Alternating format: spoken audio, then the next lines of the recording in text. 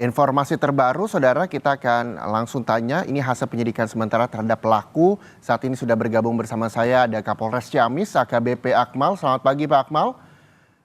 Selamat pagi. Ya, dan nanti juga akan bergabung bersama kami psikolog forensik, ada Mas Reza Indragiri. Tapi kita ke Kapolres Ciamis terlebih dahulu, ke Pak Akmal. Pak Akmal, sebelum saya tanya hasil pemeriksaan terhadap pelaku, sebenarnya kronologisnya seperti apa sih, Pak, sampai ada suami yang tega untuk membunuh bahkan memutilasi istrinya sendiri? Baik, jadi sebelum kejadian memang korban dan keluarganya sempat menyampaikan ke puskesmas terdekat yaitu Puskesmas Ranca terkait dengan perubahan perilaku dari suaminya atau si pelaku ini. Jadi Oke. memang beberapa hari terakhir kondisi kejiwaan dari pelaku ini memang ada perubahan yang signifikan, gampang marah, berubah-berubah dan sempat kabur dari rumah. Dan itulah yang menyebabkan istri pelaku atau si korban sendiri sempat melaporkan ke puskesmas untuk ditindaklanjuti, dan petugas puskesmas sempat berkunjung ke rumah pelaku dan memberikan semacam obat penenang dan juga menyampaikan kepada keluarga pelaku dan bahkan istri korban untuk mengupdate perkembangan perilaku si pelaku ini. Tapi kemudian sampai kejadian tidak ada update dari pihak keluarga sampai kemarin ada terjadi pembunuhan dan mutilasi. Oke. Bagaimana ceritanya ketika akhirnya polisi menangkap pelaku? Betulkah pada saat pembunuhan dan juga mutilasi ini terjadi pagi hari di jalan kampung dan seperti apa ceritanya, Pak? Ya betul, sesaat setelah melakukan pembunuhan dan mutilasi, pelaku ini berdasarkan informasi yang kami dapatkan dan saksi-saksi sempat berusaha untuk bunuh diri, dan itu terkonfirmasi dengan ada beberapa luka di tubuh pelaku sendiri, misalnya sayatan di lengan kiri, Mhm. kemudian ada luka tusukan di betis sebelah kanan belakang. Jadi si pelaku ini memang berusaha juga untuk mengakhiri hidupnya. Kemudian pelaku bisa diamankan oleh petugas kami, anggota kami di lapangan dibantu oleh masyarakat. Mhm. Pak, ini kabarnya juga pelaku setelah melakukan pembunuhan dan mutilasi istrinya, pelaku berinisial T ini sempat juga ingin menjual daging istrinya kepada tetangga. Betulkah demikian? Berdasarkan informasi dari masyarakat, seperti itu yang berkembang, tapi tentu kami akan melakukan pendalaman untuk hal tersebut. Dan memang ada 3 titik TKP yang berdasarkan hasil olah TKP, di mana TKP pertama tempat terjadinya pembunuhan, kemudian di TKP kedua itu potongan badan oleh pelaku dibawa pertama di depan rumah warga kurang lebih 100 meter dari rumah tersangka, kemudian di depan pos kurang lebih 200 meter dari TKP awal. Jadi memang potongan-potongan badan ini sempat disebar di 3 TKP, kemudian dikumpulkan kembali oleh pelaku di depan rumah salah satu warga yang tadi berjarak kurang lebih 100 meter dari rumah pelaku. Saat ini pelaku telah ditahan oleh polisi. Pemeriksaannya sejauh mana, Pak, sampai hari ini? Kami sudah melakukan pemeriksaan dan interogasi awal, tapi karena kondisi kejiwaan masih belum stabil, jadi pemeriksaan-pemeriksaan lanjutan sementara kami hentikan sambil memantau kondisi kejiwaan yang bersangkutan. Oke. Dan sudah terjadwal untuk hari Senin kami akan dengan dokter jiwa untuk mengevaluasi kejiwaan dari pelaku ini. Oke, hari Senin nantinya sudah dijadwalkan untuk pelaku bisa berkomunikasi dengan dokter jiwa. Lalu bagaimana pada saat diminta keterangan pelaku, betulkah kabarnya pelaku juga sempat kerap kali beristighfar, terus juga pernyataannya kerap kali berubah-ubah. Seperti apa, Pak, pada saat pemeriksaan? Ya betul, jadi kadang bisa menceritakan kronologis awal kejadian, kemudian tidak nyambung lagi, dan karena teriak-teriak pada proses kami menginterogasi dan mengambil keterangan, semalam kami hentikan dulu karena kondisi kejiwaan pelaku yang masih labil dan kami kembalikan ke tahanan. Selain pelaku, saksi siapa saja, Pak, yang sudah diperiksa polisi? Dan bagaimana hasilnya? Sementara pendalaman ke keluarga sendiri sudah ada yang kami periksa, juga warga setempat sudah diambil keterangan awal di Polsek Ranca, dan petugas dari puskesmas juga kami sudah ambil keterangan singkat, keterangan awal, dan juga disampaikan beberapa saksi lain yang mengkonfirmasi kejadian tersebut. Iya, uh, berbicara soal kejadian Pak Akmal, diinformasikan bahwa si pelaku ini tadi Pak Akmal juga menyampaikan diduga mengalami kejiwaan karena memang sudah berkonsultasi ke pihak puskesmas begitu, dan beberapa waktu lalu warga juga tidak percaya bahwa memang si pelaku ini mengalami gangguan ketika memang itu dinyatakan begitu. Si pelaku ini sempat menitipkan anaknya yang usianya sedang bersekolah di SMA kepada tetangga karena stres dan sebagainya. Betulkah demikian, dan seperti apa pemeriksaannya Pak soal hal tersebut? Ya, untuk menitipkan anak tentu ini kami akan konfirmasi kembali kepada saksi-saksi ataupun tetangga pelaku. Tapi yang jelas bahwa beberapa hari yang lalu, tepatnya hari Senin atau Selasa, pihak puskesmas berkunjung ke rumah pelaku ini karena laporan dari istri dan keluarganya bahwa terjadi perubahan perilaku secara signifikan dari pelaku. Jadi memang sempat dilakukan pemantauan dan diberikan semacam obat penenang. Jadi seminggu sebelum pembunuhan ini terjadi, pihak puskesmas sudah datang dan istri dan juga keluarga korban sempat lapor ke puskesmas begitu untuk bisalah dicek ini suami saya, kenapa terjadi perubahan perilaku begitu ya Pak ya? Ya, betul. Oke, berjalannya waktu 1 minggu pembunuhan dan juga mutilasi dilakukan oleh pelaku. Nah, kalau misal diperiksa dari pihak puskesmas sendiri sudah ada Pak informasinya Pak? Ya, dari kemarin kami sempat berbicara langsung dengan petugas puskesmas yang berkunjung. Jadi pada saat didatangi di rumahnya, pelaku ini menyampaikan ke petugas bahwa saya dalam kondisi baik-baik saja, tapi itu berbeda dengan pada saat petugas puskesmas berkomunikasi langsung dengan istri atau korban ini dengan keluarganya yang lain, bahwa mereka menyampaikan ada perubahan-perubahan perilaku secara signifikan, gampang marah, temperamental, dan bahkan pernah kabur dari rumah. Oke, nah untuk membahas lebih lanjutnya terkait dengan kondisi kejiwaan dan juga mungkin seperti apa sih sebenarnya sosok orang yang tega untuk membunuh dan juga memutilasi orang terkasihnya sendiri, yakni istrinya sendiri, kita juga akan berdialog dengan Mas Reza Indragiri, psikolog forensik. Selamat pagi Mas Reza, terima kasih sudah bergabung bersama Sapa Indonesia Akhir Pekan. Mas Reza. Assalamualaikum. Waalaikumsalam warahmatullahi wabarakatuh. Mas Reza, ini tadi Pak Akmal menyampaikan bahwa 1 minggu sebelum terjadi pembunuhan dan juga mutilasi, pelaku berinisial T ini telah diperiksa oleh pihak puskesmas. Menurut pelaku kepada petugas puskesmas bahwa dirinya baik-baik saja. Tapi menurut istri dan juga keluarga terjadi perubahan perilaku. Memang seperti apa sih perilaku yang memang mungkin ketika memang terjadi perubahan perilaku dan juga gangguan mental dialami oleh seseorang? Mari kita pahami masalah ini bukan sebagai masalah klinis semata. Tapi ini masalah forensik.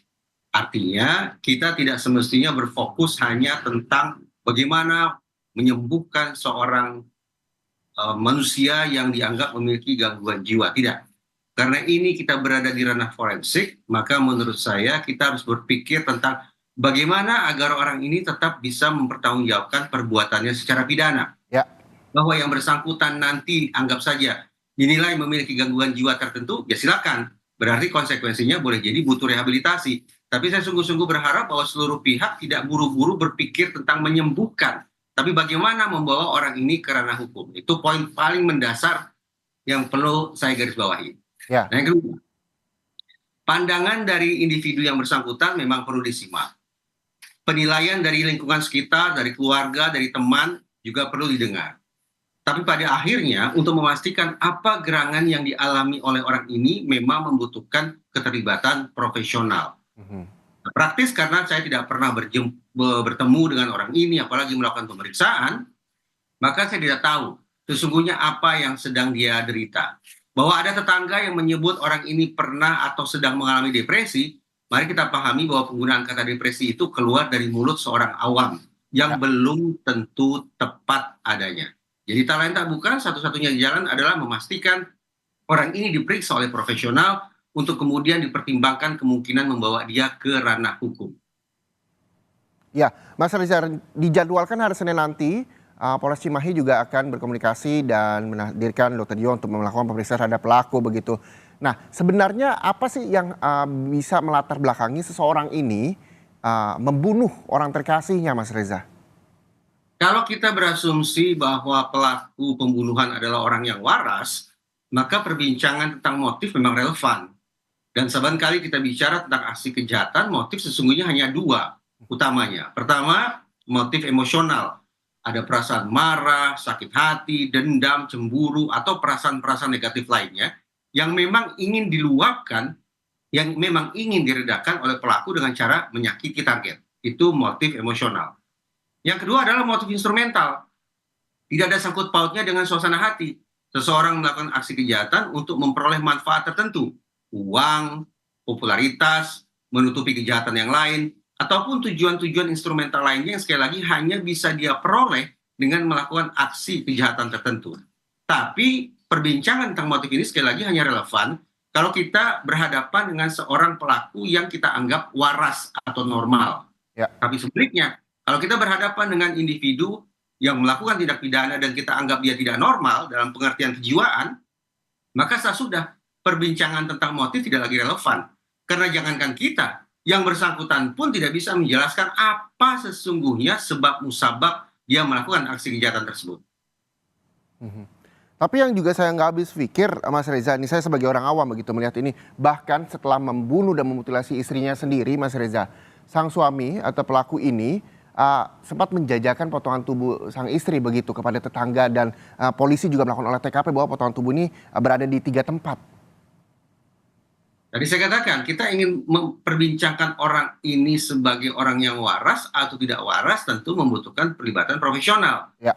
Tapi karena yang bersangkutan sudah melakukan tindakan pidana, maka sudah semestinya bukan kacamata klinis yang kita kedepankan, tetapi kacamata forensik yang kita dahulukan. Oke. Bagaimana melihat peluang orang ini bisa dimintai pertanggungjawabannya secara pidana, tidak tergesa-gesa berpikir tentang bagaimana menyembuhkan orang ini.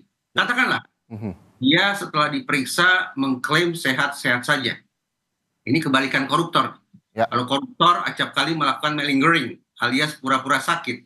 Boleh jadi orang ini sedang memperagakan dissimulation, yaitu pura-pura sehat. Kemungkinan malingering atau pura-pura sakit, kemungkinan dissimulation atau pura-pura sehat adalah sebuah fenomena yang sangat lazim berlangsung di ranah forensik.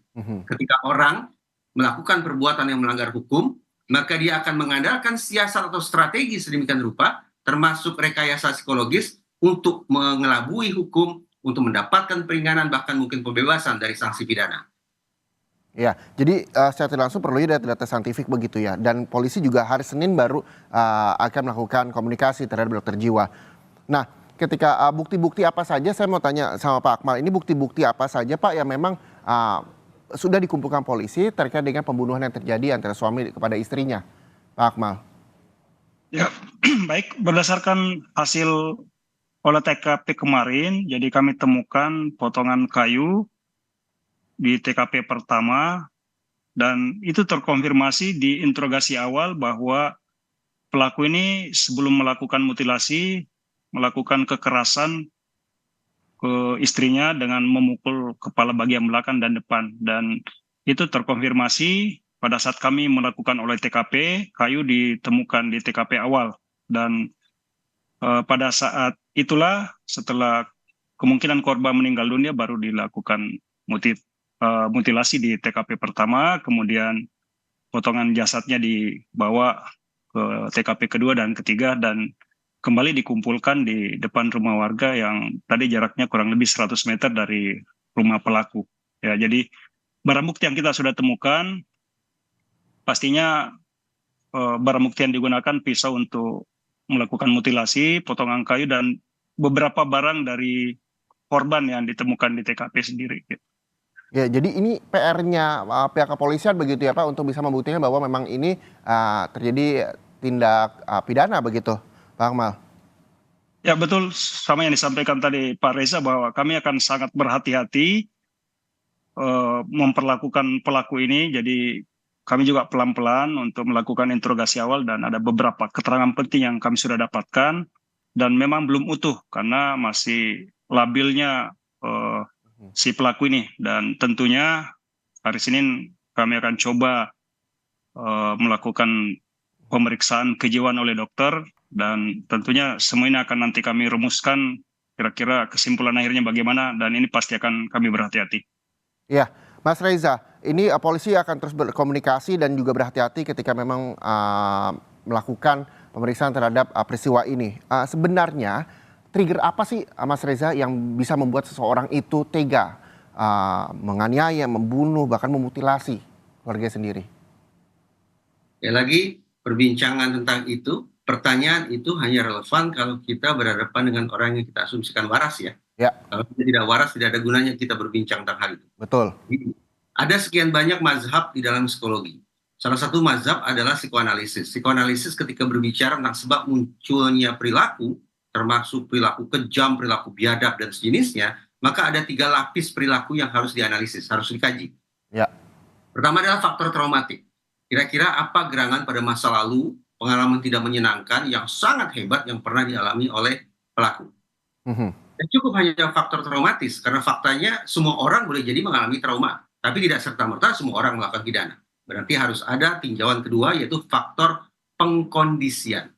Apa gerangan, situasi seperti apa yang berulang kali dialami oleh si pelaku, sehingga pengalaman traumatisnya makin lama makin kuat. Guncangan psikisnya makin lama makin dahsyat. Faktor pengkondisian ini juga perlu digali. Nah, yang ketiga, faktor pemicu. Faktor pemicu itu bisa banyak. Entah itu sakit hati, entah terprovokasi, atau apapun. Alhasil, sesungguhnya memang tidak cukup bagi kita untuk semata-mata mencari tahu faktor pemantik atau faktor pemicu. ya, Lebih penting adalah mencari faktor pengkondisian atau faktor pembiasaan dan juga faktor traumatis yang bersangkutan. Tetapi mazhab yang satu ini punya kelemahan. Kenapa? Karena mempersulit otoritas penegakan hukum untuk membawa seorang pelaku pidana ke ranah hukum. Mazhab psikoanalisis terlalu klinis. Apapun itu akan bisa ditafsirkan sebagai tanda-tanda tanda petik kegilaan manusia. Nah, kalau semua hal kemudian sudah didiagnosis serba negatif semacam itu, akan semakin sempit peluang bagi otoritas penegakan hukum untuk memintai pertanggungjawaban pidana terhadap orang-orang yang sudah melakukan tindak pidana. Karena itu, menurut saya, perbincangan tentang sebab musabab memang penting, tetapi itu nanti saja ketika kita sudah berbincang secara sungguh-sungguh tentang apa bentuk penanganan, apa bentuk pengobatan atau rehabilitasi yang akan kita kenakan. ya. Detik ini, pada tahap penegakan hukum seperti sekarang ini, kita tidak usah berkutat terlalu jauh ke sana. Kita hanya perlu satu kepastian, apakah orang ini waras atau tidak waras. Ya. Baru kemudian kita lihat pasal-pasal dalam KUHP yang harus kita tindak lanjuti ketika andaikan kita berhadapan dengan orang yang tidak waras sekalipun. Oke, nah itu baru dilakukan nanti Senin ya Mas Reza oleh pihak Polres Cimahi. Yang juga saya pengen tanya sama Mas Reza, ini ketika memang ini dialami banyak orang, kalau misalnya langkah yang dilakukan sang istri 1 minggu sebelum terjadi pembunuhan dan juga mutilasi, sang istri sempat memeriksakan suaminya dan memanggil pihak puskesmas untuk melihat bagaimana kondisi suaminya yang dianggap perubahan perilaku terjadi di sana. Sementara sang suami menyatakan bahwa dirinya sehat-sehat saja. Nah, ketika memang ini dialami oleh kita, langkah seperti apa sih sebenarnya yang harus dilakukan? Apakah memanggil orang-orang yang profesional untuk memeriksakan keluarga kita atau seperti apa, Mas Reza? Karena saya bukan orang klinis, karena saya orang forensik, maka saya akan meresponnya begini. Silakan Pak Kapolres atau kita semua mengecek bahwa di dalam KUHP ada satu pasal yang bunyinya kurang lebih begini. Seseorang yang sesungguhnya bertanggung jawab untuk menjaga orang yang tidak waras, tapi kemudian seseorang itu abai, sampai-sampai orang yang tidak waras tersebut melakukan tindakan yang berbahaya, maka pihak penanggung jawab ini dipidana. Oke. Saya ulangi, anggaplah ada satu keluarga ini ya. Si B orang tidak waras. Si A bertanggung jawab untuk menjaga dia. Tapi si A abai. Si A menelantarkan si B. Sampai kemudian si B menyakiti bahkan membunuh tetangganya. Maka si A ini kena pidana. Orang yang bertanggung jawab untuk menjaga orang tidak waras kena pidana. Konsekuensinya apa? Konsekuensinya adalah kita semua semestinya punya keinsafan bahwa ketika ada anggota keluarga kita atau ada tetangga sekitar yang kita anggap tidak waras, lebih-lebih lagi ketidakwarasannya berpotensi memunculkan perilaku yang berbahaya bagi lingkungan sekitar, maka kita harus jaga dia. Cara menjaga tentu saja macam-macam. Bisa kita isolasi di dalam rumahnya.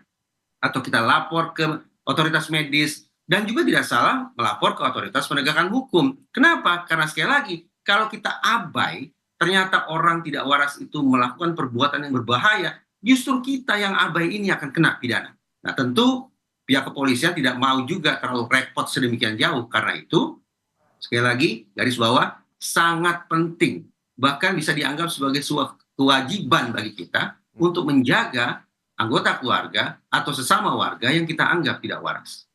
Oke, itu dia bahwa sah-sah saja kita ketika memang melihat ada anggota keluarga kita yang dianggap tidak waras untuk melaporkan ke penegak hukum begitu. Saya mau terakhir ke Pak Akmal. Pak Akmal, harapannya apa Pak ketika pemeriksaan ini masih terus berlanjut dan dilakukan oleh kepolisian begitu? Hari Senin nantinya akan dipanggil dokter atau profesional untuk menangani kasus ini, memeriksakan si pelaku. Dan apa yang bisa Pak Akmal sampaikan kepada pemirsa Kompas TV agar hal ini tidak terjadi lagi? Ya, tentunya seperti yang saya sampaikan di awal, kami akan sangat berhati-hati dalam melakukan proses ini dan melibatkan pihak lain. Dan kepada masyarakat dan juga di lingkungan, terutama di lingkungan pelaku, kami akan memperdalam lagi, menggali lagi saksi-saksi yang ada di sekitar TKP ataupun tetangga dari pelaku ini. Jadi kami nanti akan mendapatkan keterangan secara utuh, sehingga kami juga nanti akan memberikan masukan kepada pihak terkait, terutama dokter jiwa nanti akan melakukan pendalaman dan pemeriksaan pada pada pelaku. Siap. Baik, terima kasih Kapolres Ciamis, AKBP Akmal, dan juga psikolog forensik Mas Reza Indragiri atas waktunya bersama Sapa Indonesia Akhir Pekan. Mudah-mudahan ini bisa terungkap dan bisa memberikan edukasi buat masyarakat terkait dengan bagaimana menjaga orang-orang yang di sekitar kita yang mungkin dianggap tidak waras ataupun sakit jiwa. Terima kasih sekali lagi kepada narasumber. Selamat pagi.